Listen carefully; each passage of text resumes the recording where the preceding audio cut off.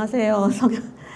한국문학과예술연구소에 그 연구원으로 있으면서 또 그 인사총회 학술연구 교수로도 또 같이 있습니다. 제가 오늘 발표할 것은 다 똑같이 해로 사용에 관한 발표이거든요. 그래서 만난 조선과 명나라 문인의 교유와 현실 인식에 대해서 제가 발표를 하겠습니다. 그 발표 순서는 연구 목적이랑 크게 두 번째는 해로 사용에서 만난 조명 문인의 교유에 대해서고, 세 번째는 조선 문인의 현실 인식, 그 다음에 이제 마치면서 결론을 얘기하겠습니다. 연구 목적은 지금 앞에 두 분 선생님께서 다 해로 사용에 대해서 다 말씀을 다 해주셨기 때문에 그 배경에 대해서는 다 해주셔가지고 저는 딱 제목에 맞게 중점적으로만 얘기하겠습니다. 그래서 목적은 다 나와 있는 거고, 연구 대상은 그 대신 제가 명나라 문인과 교유했던 조선 문인은 3, 4신분이면서 사형을 통해서 자신의 사형물이 있는 문인들만 대상을 골랐습니다. 기존 연구는 사실은 기존 연구 때문에 많이 고민을 많이 했거든요. 어떻게 적으면 조금 복잡더라고, 사실은. 저도 사실은 해로 사역은 처음이거든요.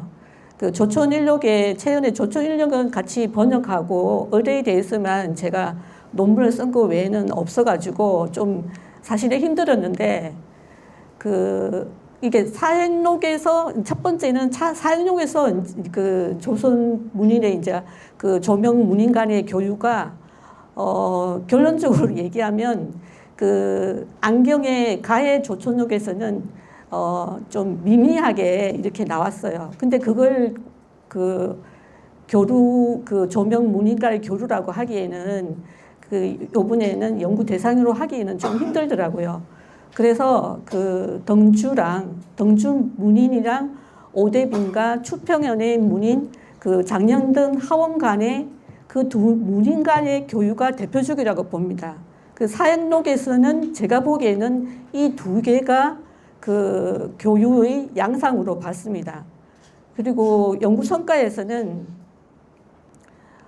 처음에는 김상현에 대해서 조촌록이 많은 김상현이 대대로 이렇게 지방과 중국 문인과의 대대로 간에 이제 조명이 관계가 있어가지고 거기서부터 시작되었는데, 그 다음에는 이제 김상현 가문뿐만 아니고 추평년에 관련돼 가지고도 많이 연구가 또 진행되었습니다.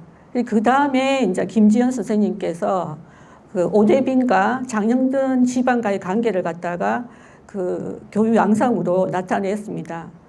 그래서 제가 조금 더 찾아보려고 했는데 이 두 개 외에는 교류 양상으로 하기는 힘들더라고요, 보니까요.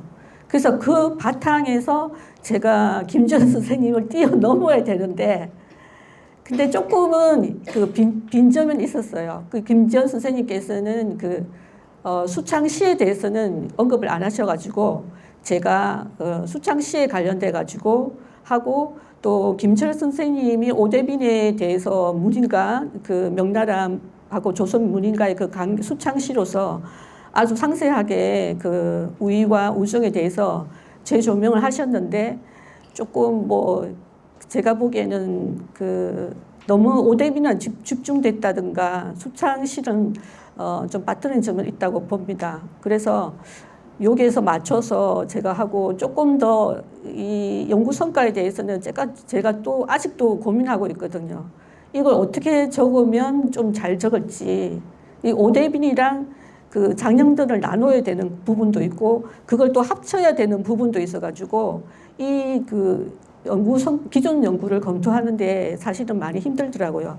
근데 어쨌든 비켜가면서 제가 어쨌든 작성해 보려고 했습니다.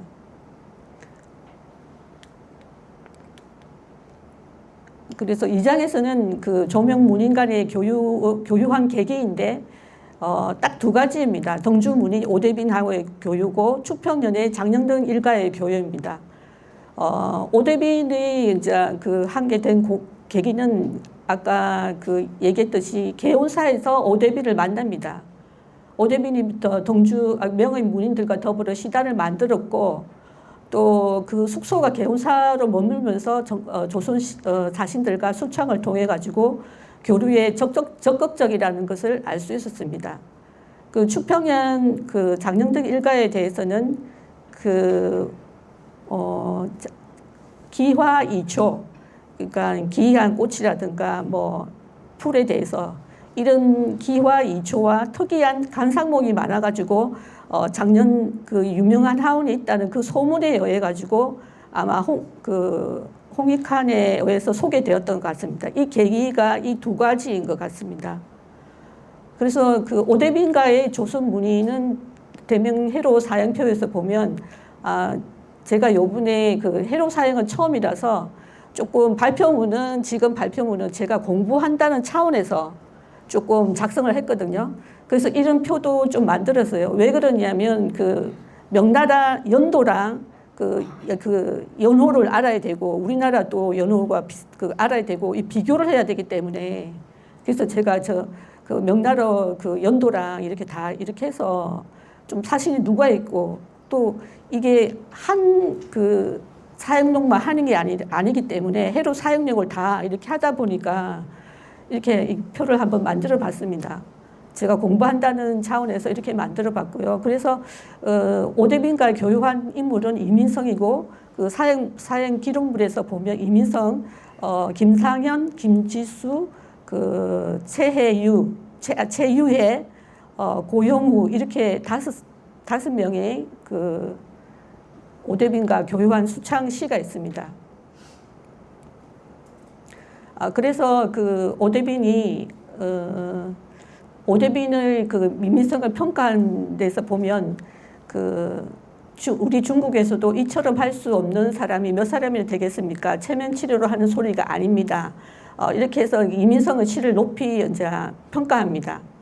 그리고 이민성도 그 오대빈을 아래와 같이 평가하고 아주 인품이 중후하고 또 중국에서 덩주에서 시단까지 만들었다는 그런 사대부로서 사이에서 명망을 가지고 있다고 얘기를 합니다. 물론 뭐 많은 사람들이 얘기를 많이 했듯이 뭐 오정도의 친척 아저씨가 오정도의 친척 아저씨 되는 뻘이라고 얘기도 하고 합니다. 이런 건 다 알기 때문에 안다고 생각하고 저 넘어가겠습니다. 워낙 많은 그 논문에 그런 말이 있어가지고 그래서 그 차운시는 이민성만 제가 예를 들었거든요. 그 오청천의 미제정지라는 시건에 차운하다. 그래서 이 내용을 보면 군사들 황제의 명이 떨어지기를 기다리고 상스러운 군대를 얻어 여진을 무찌르네. 중화와 오랑캐는 원래부터 구별되어 있는 것, 천성으로 뛰어난 이들의 생각은 어떠한지 임금이 내려준 명령장이 지닌 채 오래도록 오랑캐들 뼈 술에 가득 찬 것을 바라보네. 앞날의 일을 누구도 예측할 수 없어 믿음부터 흔들리니 걱정만 더해가네. 이민성의 차운시만 예를 들었습니다. 이 이민성의 그 차운시는 그 오대빈의 원신을 알 수 없지만 그 미제정지라는 시를 알 수 없지만 이민석이 당시 명의 시국에 대한 불안으로 걱정하는 마음으로 표현했다고 봅니다. 그 오대빈의 시제에서 재앙은 여진과의 전쟁이며 이 재앙과 같은 전쟁이 그치게 해야만 백성들에게 복을 가져다 줄 수 있기를 바라는 간절한 마음을 보여줬다고 봅니다. 그러나 여진과의 그 오랜 전쟁에서 명나라가 이기지 못하고 있다는 점을 지적하여 명의 앞날을 걱정하는 복잡한 심경을 알 수 있습니다. 그래서 그 춘추시대 오랑 구천이 자기를 도와 오나라를 복수하여 치욕을 씻고 나를 찾게 해준 범녀처럼 이민성 자신이 명나라의 희종을 도와 결국에 오랑캐의 뼈가 술에 가득 차게 성리를 이길 수 있게 바라지만 또 예측할 수 없는 명나라 시국에 대한 불안한 마음을 떨칠 수 없는 점을 표현한 것이라고 봅니다. 그리고 또 그 오대빈 씨를 차원한 조선 문인은 이민성뿐만 아니라 그 김상현 씨도 있고요. 김지수도 있습니다. 김지수가 있고 최유계가 그 수창한 씨가 제일 많더라고요. 수창한 씨 있고 그게에도 뭐 요양에 출사하며 이런 그 시도 있습니다. 그래서 대부분 오대민과 수창했던 조선 문인은 명청 교체기에 나타나는 시국의 어지러움에 인해 명의 운명에 대한 걱정, 후금에 대한 원한과 정호통에 나타낸 시에 대해서 이렇게 많이 얘기를 했습니다. 그리고 또 그 외에도 시국 말고라도 그 오대미가 수창하면서 고향 생각 또 이별, 송별의 내용의 등으로 서로의 앞날을 걱정하는 감정과 우정을 표현하는 시들도 있습니다. 장년등에 이제 교유한 조선민의 대명 해록 사용표에서 보면 이덕형이 있고요. 그 다음에 홍익한, 김상은, 신열도, 정두원. 사실은 이 장년등 하원에 관련된 그 자료는 이게 저도 그 시가 있는 줄 알았는데 시가 그 김상은 외에는 없더라고요. 그래서 조금은 고민을 많이 헤매긴 했는데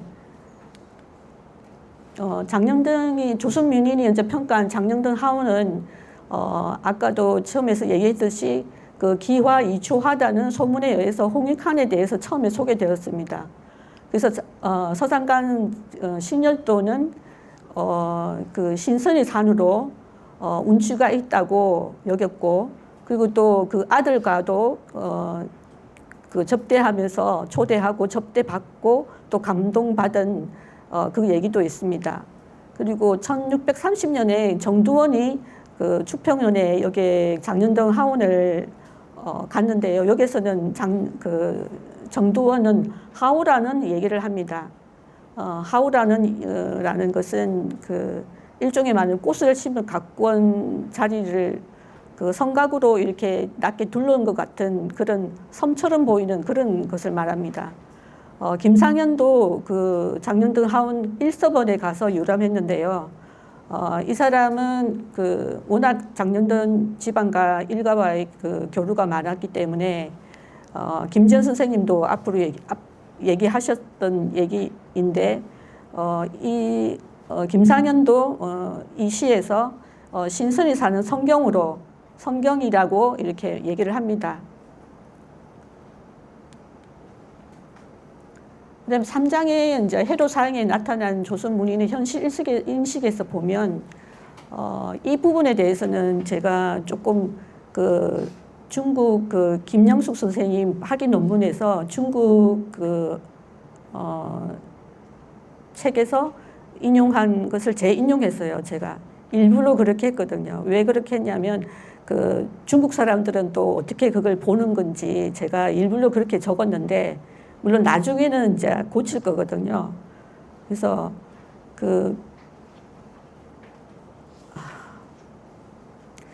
그래서 이 해롭상의 조선 문인의 그 해롭상에 대해서 조선 민의 현실 인식에 대해서는 이 당시에 조선 민이 바라보는 관점은 아마 그 명을 중심으로 한 중화 사상이라는 거대한 축이 동요되는 시기라고 볼 수 있으며 이로 인해서 중국 내부에서의 정세 불안, 가치관의 혼란, 심각한 부정부패, 조선 사신의 예우 문제 이런 등의 현저한 것이 나타난다고 봅니다.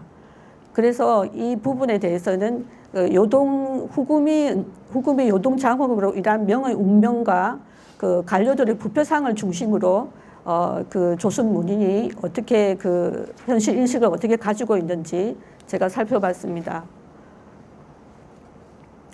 이 부분은 아신다고 생각하고 넘어가겠습니다. 앞부분은 개괄적으로 그냥 간단하게 얘기한 거거든요. 그래서 여기서 이제 후금이 요동장엄으로 인해 가지고 명의 운명에 대해서 이민성의 인식에 대해서 제가 얘기를 한번 해보겠습니다. 웅정필이 강령 정적에서 후금과의 장령 정적에서 실패해 가지고 전수 구변을 당합니다. 그래서 그 이민성의 시에서 보면 제가 이 밑에 거는 분석한 건데요.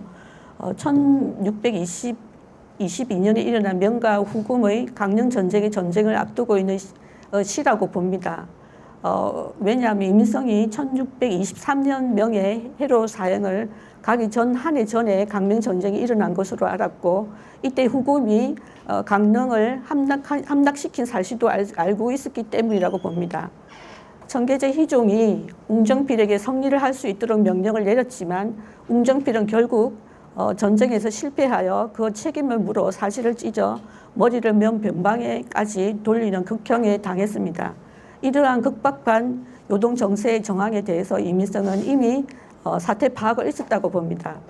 그래서 이민성은 한나라의 국군을 섣불리 판단 지을 수는 없어도 명나라가 후금과의 요동 전쟁에서 승리할 거라는 믿음 자체를 믿을 수 없다는 점을 인식하고 있었다고 봅니다.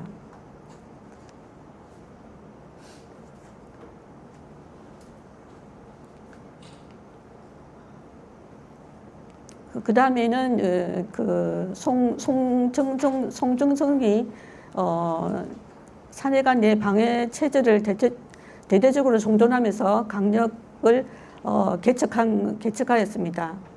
그러나 그는 즉 한간들이 정치 집단 공격을 받아 1625년 11월 간직에서 물러나 고향으로 돌아가게 되고 요동 정세는 크게 변하게 되어 명나라에 불리하게 됩니다.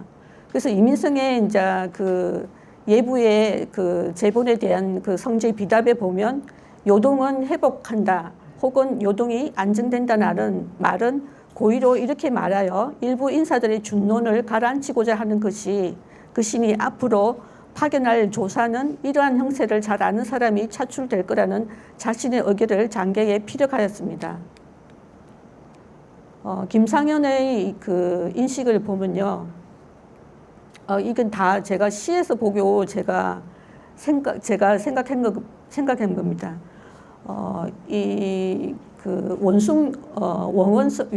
영원성에 대해서 침공 사실에 대해서 1626년에 대한 것인데요. 이때 명장 원숭환이 폐하였고 중상을 입고 9월에 죽고 말았습니다. 이 해에 김상현이 오대비를 만나 수창한 시에서 오랑캐들이 북경을 함락했다는 소문은 누르하치가 사내간으로 가는 요충지 영원성을 침공했다는 것입니다. 여기에서 명나라가 아직 영원성을 내주지 않고 원숭환에 의해 승리를 이끌어 결국 누르하치가 죽게 만든 것입니다. 그러나 김상현은 원숭환이 영원성에서 한 번 이겼다고 해서 이긴 것이 아니고 더 센 고래 같은 오랑캐를 무슨 수로 이길 수 없다는 점을 인식한 것 같습니다. 그 다음에 최유의 시에서 보면요.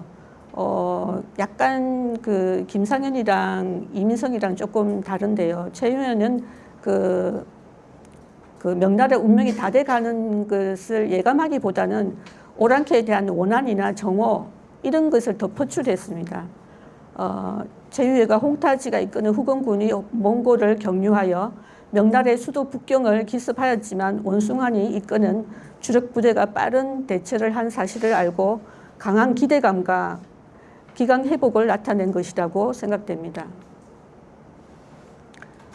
마지막에 이제 간료들의 불패상을 보면 안경의 조천 회력에서 보면 그 덩주에서부터 명예관리가 조선 사실에게 뇌물을 요구하는 사례가 있습니다.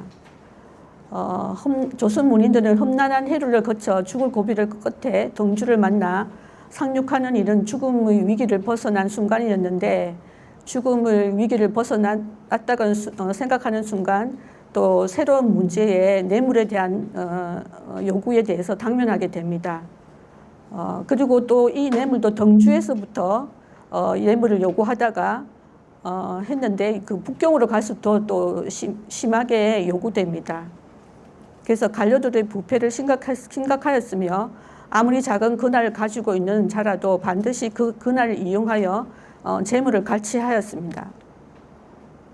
그 다음에 홍익환의 그 하포 선생 조천 항해록에서 보면 그 위충현에 대해서 얘기가 있습니다. 그 위충현의 그 공로에 대해서 공로에 대해서 취한 것에 대해서 그 신종이 명신종이 취한 것에 대해서 그 적은 것인데요.